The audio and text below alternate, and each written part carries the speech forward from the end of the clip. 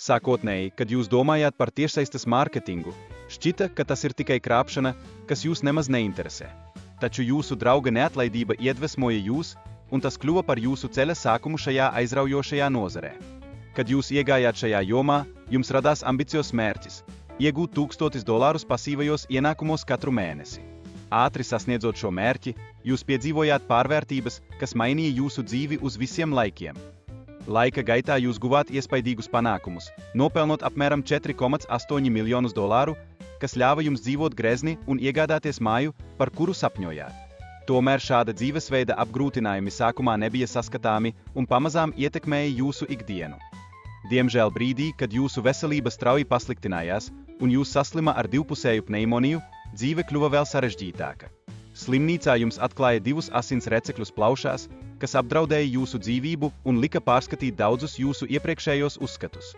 Pēc iznākšanas no slimnīcas jūs saskārāties ar grūtībām mājās, kur jutāties pamests un nesaņēmāt nepieciešamo atbalstu. Ratiņkrēslā nonākšana un finansiālas grūtības pievienojās jūsu izaicinājumiem, radot jaunas mācības par dzīvotspēju un izturību.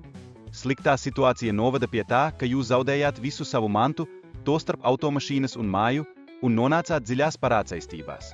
Šī pieredze lika jums atskārst, cik svarīgi ir meklēt palīdzību un atbalstu no citiem, jo īpaši grūtajos laikos.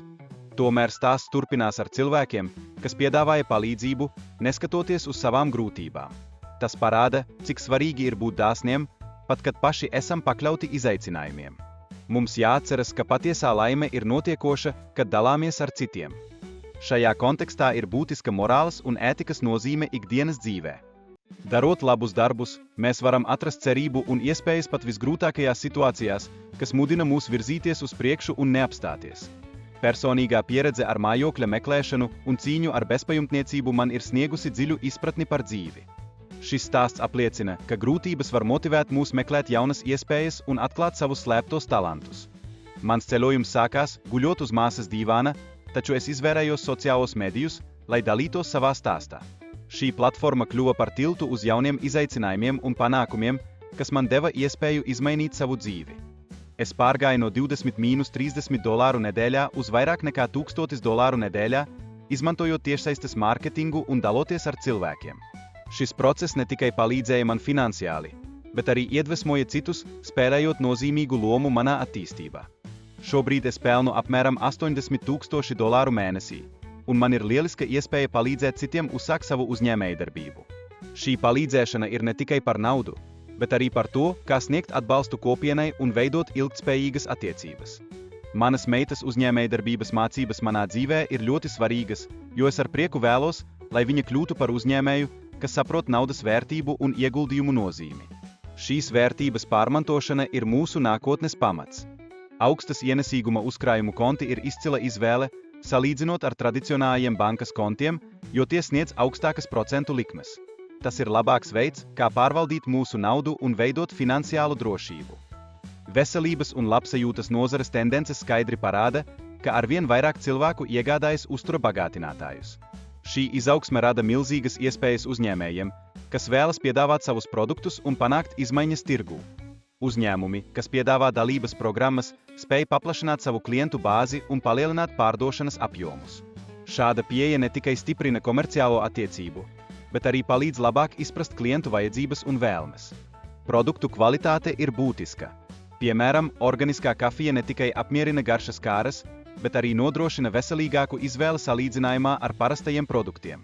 Tas var dziļi ietekmēt patērētāju lēmumus un uzvedību. Jauni produkti, piemēram, svara zuduma un hidratācijas risinājumi, tiek ieviesti tirgū, kas paplašina uzņēmumu piedāvājumu. Šī inovatīvā pieeja var uzlabot uzņēmuma konkurētspēju un spēju izdzīvot šajā dinamiskajā nozarē. Pastāvīgi strādājot un attīstoties, mēs varam kontrolēt savus ienākumus un nodrošināt stabilitāti nākotnē. Šis ceļš prasa apņēmību un precīzu plānošanu, kas ir neatņemama panākumu sastāvdaļa. Darba vidē ir svarīgi būt motivētam un ap sevi veidot cilvēkus, kas iedvesmo. Tādējādi mēs varam sasniegt lielākus mērķus un dalīties pieredzē, kas mūs bagātina un virza uz priekšu. Ticība saviem mērķiem un spēja pielāgoties ir panākumu atslēga.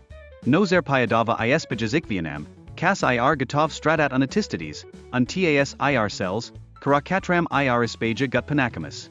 Uzņēmums piedāvā bezmaksas iespējas vietējiem uzņēmējiem, lai viņi varētu parādīt savus produktus un pakalpojumus.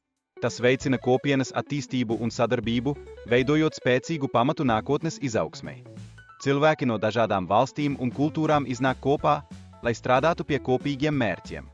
Šis ir spēcīgs piemērs, kā mīlestība un sapratne var pārvarēt naidu un atšķirības. Video autors aicina skatītājus piedalīties bezmaksas apmācībās un iegūt informāciju par uzņēmumu. Tas ir lielisks veids, kā palīdzēt cilvēkiem atrast savu aicinājumu un veidot labāku nākotni kopā.